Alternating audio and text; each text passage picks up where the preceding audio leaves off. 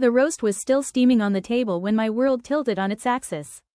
My 6-year-old son, Leo, was reaching for a roll when my niece leaned over and whispered, loud enough for the entire table to hear. "Grandma says you're just the maid's son and not our real blood. She says you don't really matter to us." The silence lasted for a heartbeat before the room erupted, not in outrage, but in laughter. My mother clutched her wine glass, chuckling, "Oh, children say the funniest things." "It was a joke, Sarah," my sister added, rolling her eyes at my stunned expression. "Don't be so dramatic. It's Christmas." I looked at Leo. His lip was trembling, his small hand retreating from the table. In that moment, the family I saw before me felt like total strangers.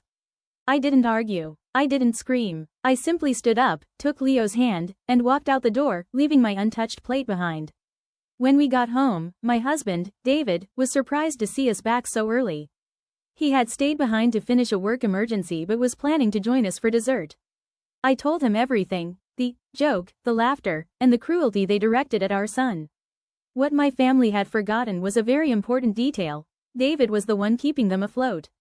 When we married, David's business had taken off. For the last 3 years, he had been paying my mother's mortgage and settling my sister's mounting utility bills. He did it out of love for me. But as I spoke, I saw his face turn to stone. "They laughed?" he asked quietly. "They told me I was being dramatic," I whispered. David didn't say another word.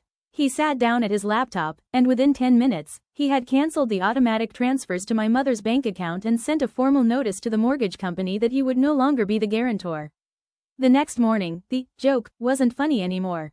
By 9 a.m., my mother's phone calls were ignored.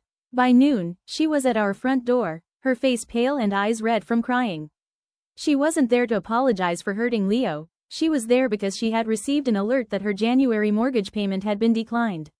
I opened the door, but David stepped in front of me. "Sarah, please," my mother begged, trying to look past him. "I didn't mean it yesterday. It was just a misunderstanding. Tell David to turn the accounts back on. I'll lose the house." David looked at her with a coldness I had never seen. "You told my son he didn't matter because he wasn't blood. If he doesn't matter to you, then my money shouldn't matter to you either. Since he's just the maid's son, in your eyes, you can find someone else to pay your bills." "It was a joke," she wailed. "The joke is over," David said firmly. "Get off our porch. Do not call my wife again." He shut the door and locked it. For the first time in years, my home felt peaceful. We spent the rest of the day in our pajamas. We reheated some